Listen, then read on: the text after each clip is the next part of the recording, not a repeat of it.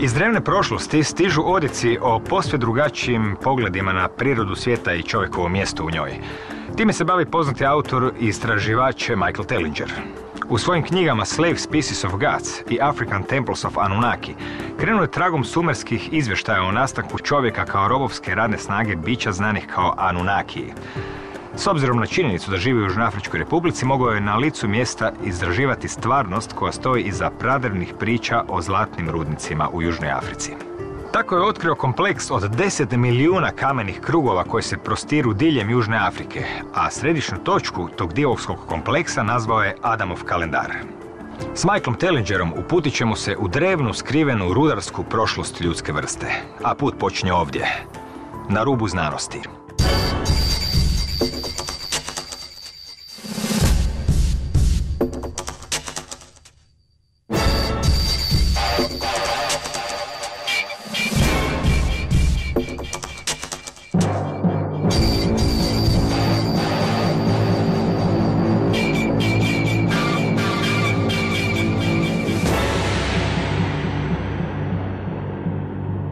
Pozdrav svima, danas nastavljamo razgovor s Michaelom Tellingerom koji smo započeli o tehnologijama vezanim uz zvuk u prošloj emisiji. Michael, dobar dan. Lovely being with you, thank you. Ovog puta popričat ćemo o temama o kojima ste se bavili u svoje prve dvije knjige, o Anunnakima i mitovima i o otkriću nečeg što ste nazvali Adamovim kalendarom. Ta priča je neizostavno vezana uz zlato. I koja je veza i koliko daleku prošlost možemo pratiti vezu između zlata, između čovječanstva? Uostalom, čovječanstvo je i dalje opijeno zlatom, mada nitko ne zna zašto, tek u novije vrijeme počeli smo ga koristiti u tehnologiji. Yeah, thanks for asking that question, because that is ultimately the fundamental question that brings us to this place as a species. It is almost impossible, well, I have not been able to find a break in this research, the fact that gold is the common denominator of all of human history. All ancient cultures, all ancient civilizations, wherever you go around the world, they seem to have been obsessed with gold. Often we find when the Europeans started colonizing the world some 500 years ago, when they came upon ancient civilizations and native people around the world, they found they had huge amounts of gold. And when they asked them, who does the gold belong to? They said, the gold belongs to the gods. It wasn't our gold.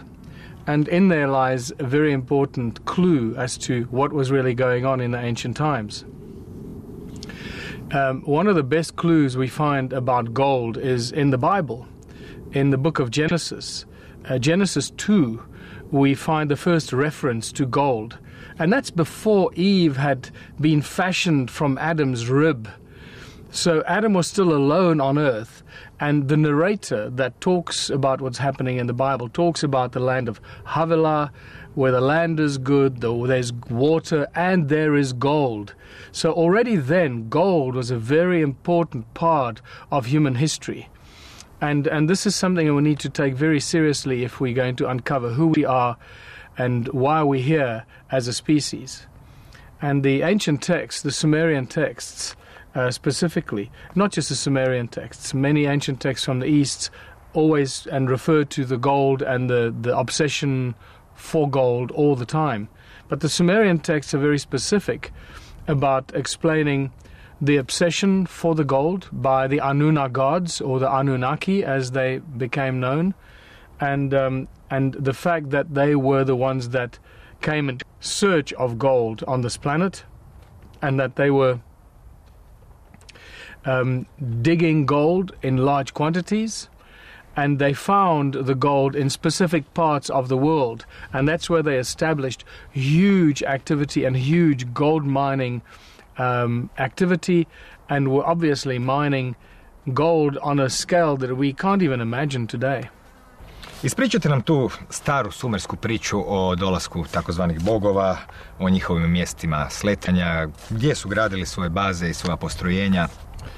You know, the Sumerian texts speak extensively about the Anunna gods, the Anunnaki, and they refer to Anu and Enlil and Enki. They were connected to each other. They seemed to be father and two sons. And these beings came to earth a long, long time ago. Some researchers have put it at about 500,000 years, more or less, that they came to Earth from another planet. That planet is referred to as Nibiru, and they came here specifically looking for gold. And the reason why they were looking for gold remains a very mysterious story itself. It seems that they weren't looking for gold, the yellow shiny gold as we see it today, but for other forms of gold. But we can get back to that later if we have time. What they did do is they arrived on Earth, Anu, Enlil and Enki, and they started looking for gold, and they found gold in huge quantities. And they referred to, one of the places that they referred to where the gold came from was a place called Abzu.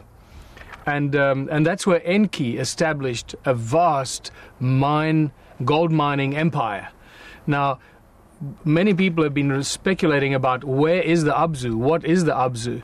And I think that my research in Southern Africa has provided the physical evidence that it was indeed in Southern Africa that the Abzu was located, because of the vast amount of evidence of ancient gold mining, the vast number of ancient gold mines, and the vast number of ancient ruins that we find in Southern Africa connected to the generation of energy and the mining of gold.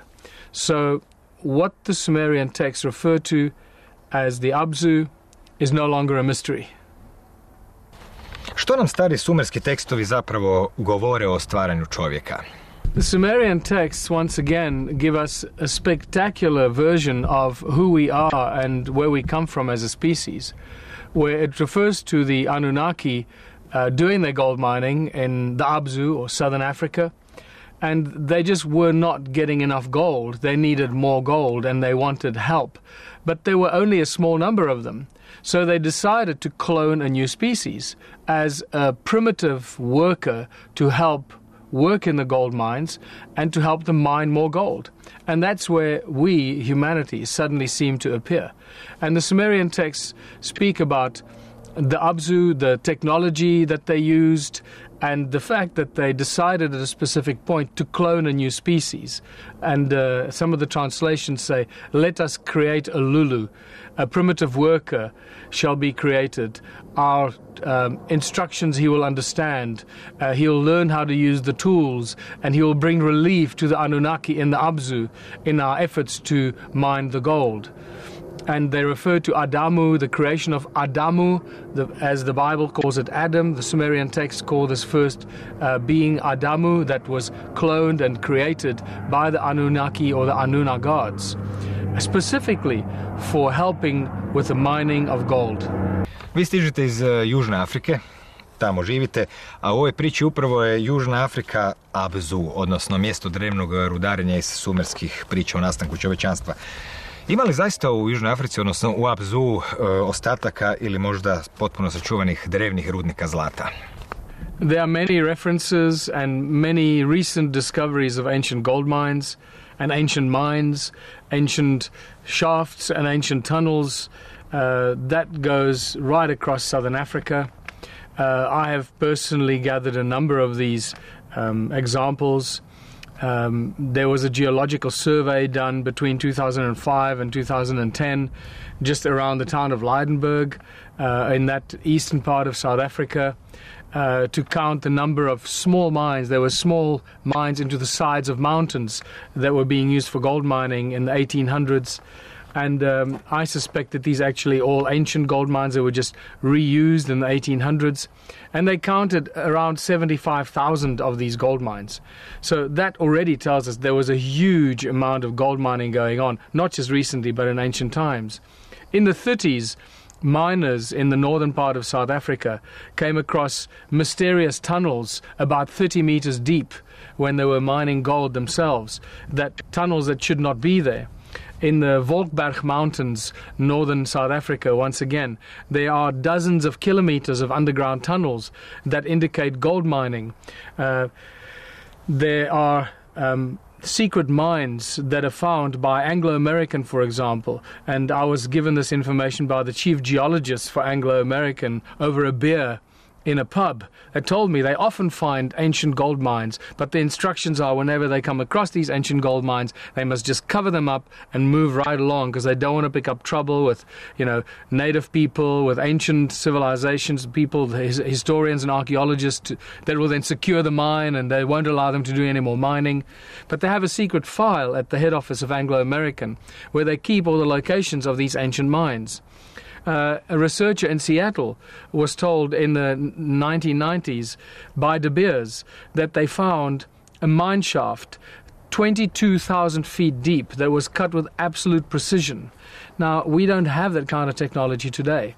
Even in modern days, in 2014, I was just told recently that a guy that works in a mine in Carltonville, they were busy mining in a modern mine when suddenly the one part of the mine caved in and opened up an ancient tunnel that was cut with absolute precision that they couldn't understand. That section of the mine was then closed off and never reopened again, and no one is allowed back in there.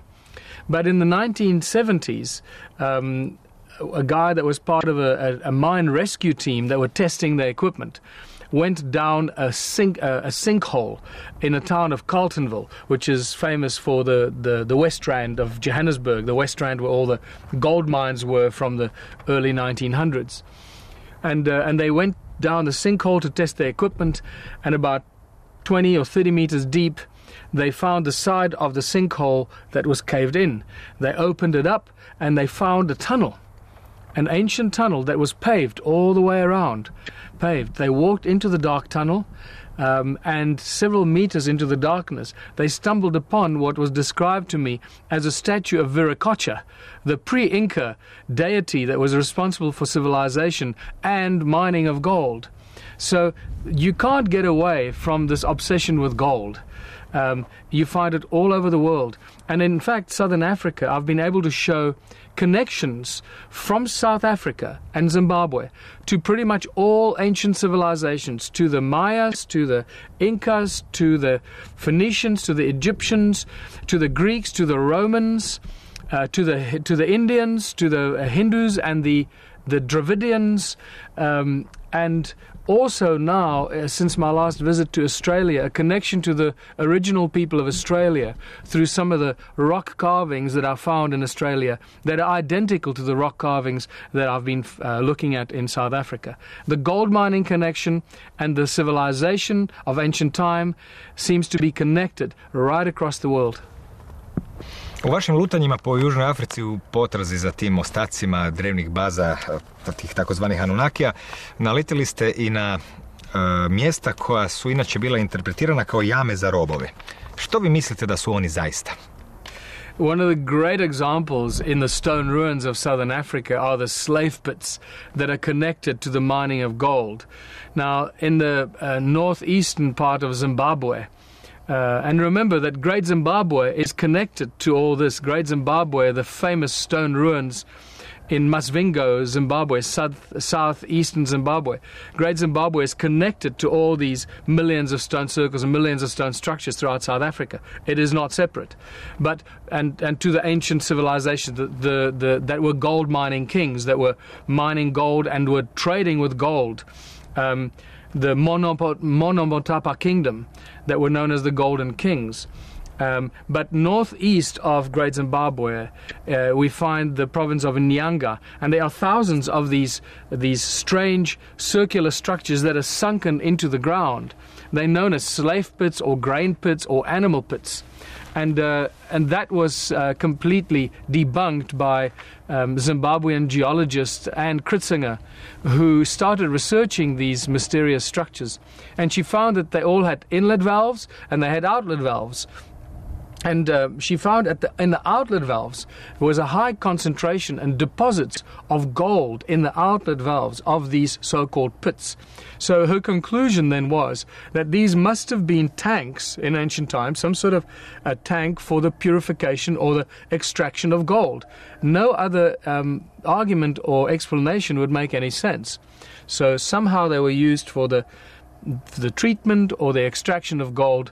And in the outlet valves, that gold was deposited in the valves in these pipes that leave these so-called slave pits. Kako ste uopće počeli obraćati pažnju na sve te megalitske krugove i do kakvih ste zaključaka došli u vezi njih? Well, I was first introduced to the stone circles by Johann Heine, who also rediscovered Adam's calendar in 2003. But Johann came to one of my presentations in 2007, and after my presentation on the origins of humankind, started showing me the aerial photographs that he'd been taking for, at that stage, for about 15 years already. These remarkable aerial photographs of these stone circles.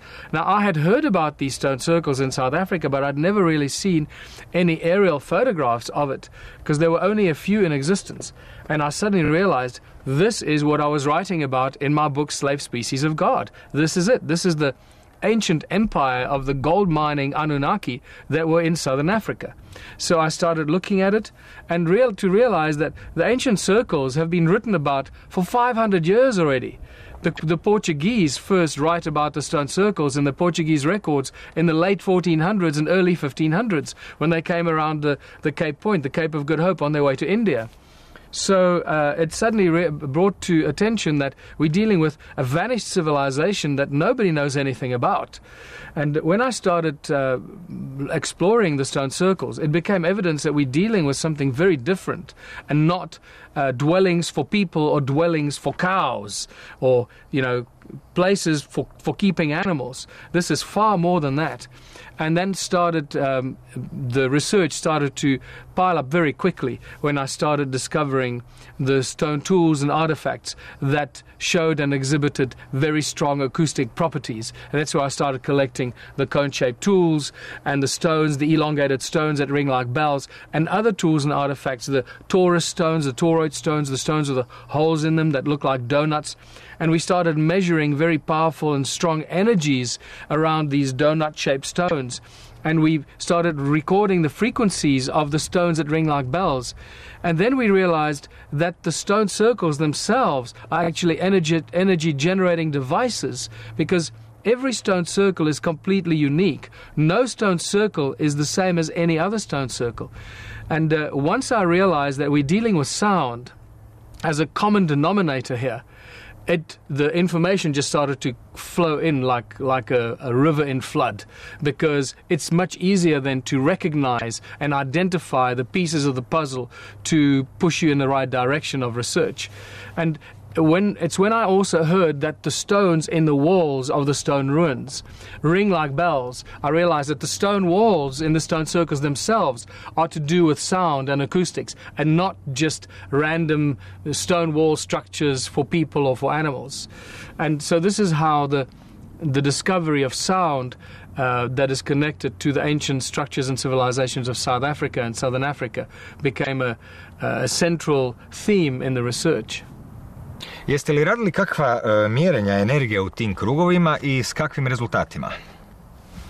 Yeah, when we started doing measurements in the stone circles, our whole universe just exploded, because we realized that these are very powerful energy-generating devices. Every stone circle that we measured gives off an incredible amount of energy. Sound frequencies coming out of the stone walls in the very high gigahertz. From 11 gigahertz to 35, 36 gigahertz of sound frequencies coming out of the stone walls. And then the sound somehow generates an electromagnetic field in the stone circles. So we measured very powerful electromagnetic fields and electromagnetic waves coming out of the stone circles, nothing outside, but only concentrated on the inside. And then these circles are connected together with all these channels. It's like wires connecting them all together. So every stone circle is an energy-generating device connected to another generating device by these channels that are like wires connecting them, creating a huge energetic grid. The electromagnetic fields in the stone circles prevent you from getting satellite connection, so you lose GPS in there, especially at Adam's calendar, where it's even more powerful than any of the stone circles. We also measured heat signatures, that this measurement of the average heat temperature 200 meters below the surface, and some of the heat signatures especially at Adam's calendar, suggest that you're standing on top of a volcano, which is not the case. So whatever is happening inside the stone circles is beyond our current level of understanding. What we do know is that it works, it's alive, and it's giving us huge amounts of energy as we sit here today. And all we need to do is figure out how to use it, and we can pretty much distribute free energy and free electricity to the whole world from the southern part of Africa. Why do I say this? Because there are more than 10 million of these stone circles in South Africa and Zimbabwe and Botswana and Mozambique, scattered throughout that huge central part of southern Africa, mostly South Africa and Zimbabwe. Huge energy generating grid. And part of those stone circles are structures that resemble magnetrons, giant stone circles that are built in the shape of magnetrons, acoustic high-frequency energy-generating devices. And each one of these magnetrons would generate arguably more energy than all the power plants on Earth today. The problem is that we have thousands of these magnetron-type stone structures that are still active today and creating huge amounts of energy. All we got to do is figure out how to use it. Doživjeli ste jedan neobičan događaj koji je zapravo neka vrsta čudnog susreta između drevne tehnologije i suvremene tehnologije. Ispričajte nam taj događaj, a također i s kakvim ste se još tipovima oruđa susretali? Well, once you again start to look at what is it we're dealing with here, all these rocks and these stones are made of very strong crystalline substance. They're very rich in silica. Some of them are rich in iron, especially the ones that ring like bells. So we're dealing with silicon-based technology, just in a way that we don't use today because it's not profitable to use silicon-based technology in its natural form, in other words, in stone. Granites, dolerites are very rich in silica, very rich in crystalline substance. And remember, silica has memory. Crystalline substances conduct light, they conduct sound, they contain memory. We use silicon-based technology in the highest, most advanced technology today. So that should allow people to realize that these ancient civilizations were using stones as an advanced form of technology to do everything they did. And they generated energy, and they used this for everything they needed to do. And this is where I started collecting the cone-shaped tools that were the tips for Caesar beam technology, the donut-shaped stones, the torus stones, the stones with holes in them. They look like a giant donut made out of stone. And we started measuring very powerful energy fields around these donut-shaped stones. It's only more recently that I discovered that these donut-shaped stones, just even in their passive state, just by sitting on a desk, they seem to absorb all the ambient sound and they suck it into the donut, into the middle of the stone, and they amplify the sound frequencies and they put it out like scalar waves, like scalar technology, very, very high decibels. One donut-shaped stone was measured to give us up to 3,500 decibels of sound. This is incredibly powerful sound energy that is generated by these donut-shaped stones. And because we know that everything in creation seems to have, or everything that we've observed in creation to now, seems to have the common shape of this torus field, the galaxy, our solar system, atom structure, and so forth, has this torus-shaped stone. We realize that we're dealing with toroid vortex energy generators, and that's what these donut-shaped stones are. Toroid vortex energy field generators.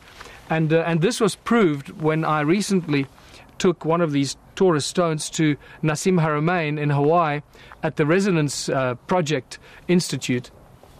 I thought that Nassim was going to be able to do some interesting research because he's all into resonance and sound.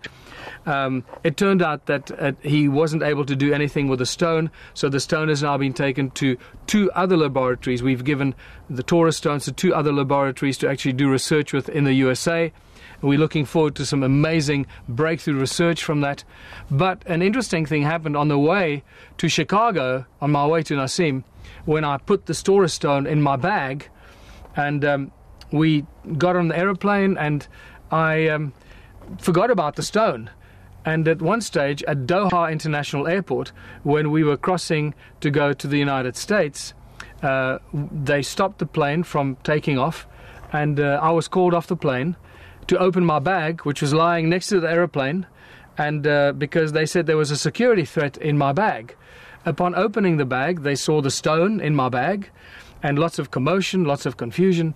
And when I finally got back into the aeroplane, Louise told me that when the captain came out of the cockpit, he told her that whatever was in that bag crashed the TSA security system, and this is why they stopped the plane from taking off.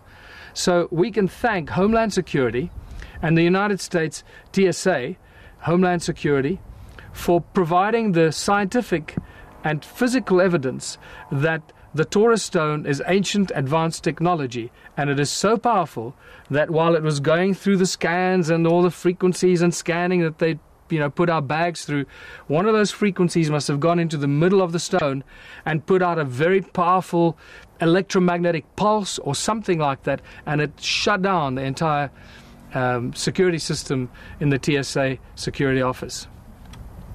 Zbog čega je mjesto koje ste nazvali Adamov kalendar toliko važno i toliko drugačije od svih tih drugih kamenih krugova kojih, kako ste i sami rekli, ima oko 10 milijuna? Yeah, Adam's calendar was rediscovered by Johann Heine in 2003 by accident when he flew over it in a helicopter and he saw it on the edge of a cliff, and he realized that's not just a normal concentration of stones, that is an ancient site. So he came back and he started to measure it to find out that it's aligned with the equinoxes and solstices, and it's actually a calendar that still works with every day of the year. You can use it as a calendar, but it's much more than that. What I then discovered when I started doing my own research is that the site is connected to all the other ancient stone ruins, and it was probably the flagship among these millions of stone structures in southern Africa.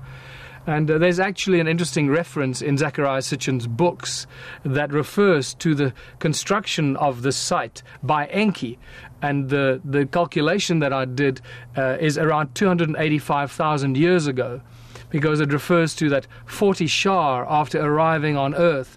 Enki built himself a special place of observing in the deep Abzu on the edge of a cliff, aligned with his abode and the peaks. So his abode, I assume, was Great Zimbabwe, which I think was possibly the head office and the headquarters, Enki's headquarters in the Abzu, in the gold mining empire.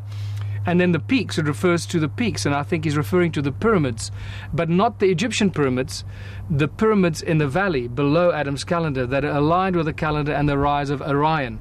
So there's a lot more to Adam's calendar that first meets the eye. And remember that it is Adam's calendar, Great Zimbabwe, and the Great Pyramid of Giza that are all aligned on the Nilotic meridian, the 31 degrees east longitudinal line, which in ancient times was Greenwich Mean Time on planet Earth. But Adam's calendar is also known as Inzalo Yelanga by Zulu knowledge keepers and the holders of ancient knowledge in southern Africa. And Credo Mutwa told me that he was initiated at Inzalo Yelanga, or Adam's calendar, in 1937 as a young shaman. And it is known by the African knowledge keepers as the birthplace of the sun, or where humanity was created by the gods. Why was humanity created by the gods? To be slaves for the gods in the gold mines. So this is well kept an oral tradition by knowledge keepers in southern Africa, and Credo Mutwa is one of these knowledge keepers that has shared this information with us. I gave the name Adam's calendar to it when I first discovered it, and I had to write about it. So I came up with the name Adam's calendar, not realizing how close to the truth it was going to be, that this was actually where Adam was most likely created. So it is actually Adam's calendar that was created by Enki, but it's much more than that. It is a powerful device. It is a very powerful energy generating device, far more so than the millions of stone circles that surround it, because we have very strong sound frequencies coming out of the site, more than 375 gigahertz of sound. That is insane. That is just unimaginable amount of energy coming from inside of the calendar. Nothing outside, only from the inside. The electromagnetic fields are extremely powerful, 3 or 4 times as powerful as any of the stone circles that we've measured, that run horizontally. And then between the central calendar stones, the electromagnetic fields run vertically out of the ground into the sky, giving us a crossing of electromagnetic fields and creating what one could describe as a vortex or a portal of some sort. Very powerful energies, and we are yet to figure out what they were doing with all this energy. Na predavanjima pokazujete slike koje ukazuju na sličnost između skoro svih vrsta drevnih hramova sa, što je iznenađujuće, suvremenim procesorima i čipovima. Što je naravno i nekakva veza sa silicijskim tehnologijama koje ste otkrili, tako ih interpretirali u drevnom kamenju. Kako vi zapravo danas, kakvim okom gledate na sve te drevne hramove prvih civilizacija koje naravno su se razvijale davno prije nove ere? When you realize that sound and resonance is the tool that drives these ancient sites, it's the tool that is used to activate these sites. The South African stone circles are a great example, physical and scientific example, that the ancient sites are energy generating devices. That the stone circles, for example, are activated by the sound frequencies coming from the earth, the surface of the earth, giving each stone circle its very specific shape. So it's a cymatic pattern that is manifested on the surface of the earth, and then the stone walls amplify the sound. So now that we've figured this out and we have scientific proof and evidence for this, we can then extrapolate that they use the same silicon-based technology in other ancient sites all over the world. And there are Sumerian texts that tell us about the rules of heaven and earth, the fact that there's some sort of an energy grid around the earth that is mirrored on the surface of the earth, and all these ancient sites that we find are not just built randomly all over the planet. They're built very specifically on these energetic cross lines and energetic nodal points on the surface of the earth that is echoed from some sort of energy grid in the sky or around the planet. And this is when you start going to these ancient temples in Egypt, Persepolis, Sacsayhuaman, the Great Pyramid of Giza, Adam's calendar, and you realize that they are not just temples. The temples is actually an incorrect word. It's a template. It's a silicon-based technology. Giant templates that are silicon-based computer chips that we would see in our computers today, but these are just silicon-based technology on a gigantic scale, using the obelisks as antennas, putting energy into the sky, and possibly bringing down energy from the sky into the template. All these ancient temples have got too many pillars and not enough space. They have huge resonating chambers in them, like the Parthenon and other ancient sites connected to the pillars. The pillars are the resonators. It's always built on a giant silica platform, a quartz platform, and you realize that we're dealing with silicon-based technology on a gigantic scale. And when you see this, you realize that this has got nothing to do with offering food or offering praise or worshipping or praying. That was a much later imposed idea on these ancient sites. Originally, they're energy-generating devices to do something. And at this stage, it seems that they were holding up some sort of an energetic grid around the earth, possibly creating an atmosphere, possibly creating oxygen, possibly doing all kinds of things that we can't even imagine. And this has been measured. An energy grid around the earth has been measured by my friend in South Africa. It's like a binary code made up of ones and zeros that exists around the planet, just the way the movie Matrix describes it to us very, very clearly. And we're now measuring it, we're identifying it. And the fascinating thing about these ancient sites, like the Parthenon and many other ancient sites, they seem to use human sound to activate these ancient silicon chip boards, these ancient sites, because you see these amphitheaters connected to these ancient circuit boards. So they obviously put people into these amphitheaters, got them to make a lot of noise, and that sound of people was then channeled into these giant circuit boards to generate the energy and start it to perform whatever function it's supposed to perform. Bilo je skoro nemoguće da u svom istraživanju megalite zaobiđete najpoznatiji megalitski spomenik na svijetu, a to je Stonehenge. Kako se u vaš scenarij uklapa njegovo postojanje i što mislite koliko je on zapravo star? Well, Stonehenge, just like all ancient sites, is also driven by sound.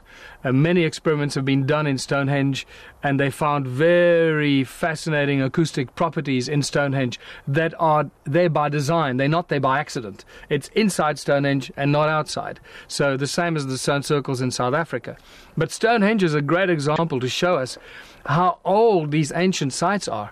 If you look at the erosion on the stones of Stonehenge, these are new stones around us here. You can see the new edges, that this is broken off. You can see the sharp edges. And I've seen stones that have broken 1,000 years, 2,000 years, 5,000 years ago. You can see the edges and the breaks, and they're still sharp breaks. The erosion is not extreme. But when you look at the erosion on the stones at Stonehenge, there's extreme erosion, especially on the one stone that has fallen over and broken, one of the two tall stones at the center of Stonehenge. Where the stone broke, the erosion on that stone is about 50 centimeters. That is not something that can happen in a few thousand years. It's just not physically possible or, geologically possible for sarsen stone, which is one of the hardest stones known to mankind, can erode 50 centimeters in a few thousand years. So what Stonehenge is telling us is that site is hundreds of thousands, probably more than 1 million years old. And that takes it back into an era that we know nothing about, into an era possibly even older than the stone circles of southern Africa. And that just, again, shows us how old and mysterious and exciting the history of our planet is. U više navrata ste spominjali već ta konusna oruđa, te zapravo stijene, to kamenje koje ima određene oblike kao dio tih naprednih tehnologija. Kada bismo sumirali tu vašu priču, što je najvažnije znati i imati na umu o njima? When I started researching the stone circles in South Africa, I started collecting some very mysterious stone tools and artifacts. One of the most common things that I find are cone-shaped tools. And I was perplexed by it. It didn't make any sense, but I knew that they were important. Then I realized that the stones ring like bells. We figured out that it had everything to do with sound, with resonance, and we measured the energies in the stone circles. We realized that there were powerful energy devices. We measured Adam's calendar, which is just off the charts. It's incredibly powerful. And then I started realizing that the Taurus stone shape stones with the holes in them are powerful energy devices. We measured that. And I started to connect two and two together when I started finding cone-shaped tools in all ancient civilizations, from the Americas to Europe to Australia to Africa to India, cone-shaped tools found everywhere. And I realized that it's the cone-shaped tools. And Ed Leeds Cullen, by the way, in Florida, was reported to have built Coral Castle with cone-shaped tools in his hands, where he was levitating these giant blocks of coral stone, 10 tons or more, levitating them around with cone-shaped tools in his hands. And that suddenly led to the realization that these cone-shaped tools are most likely the focus points where they absorb the sound, they're exposed to very powerful sound frequencies, and they focus the sound through a vortex into a Caesar beam. Caesar, like a laser beam, but this is a Caesar beam. And what Caesar beams do, they distort gravity fields around them. So we have, from ancient civilizations, using cone-shaped tools to construct the temples in Sumeria, and Ed Leeds Cullen constructing the Coral Castle in southern Florida with huge blocks and cone-shaped tools around the stone circles in South Africa and all over the world.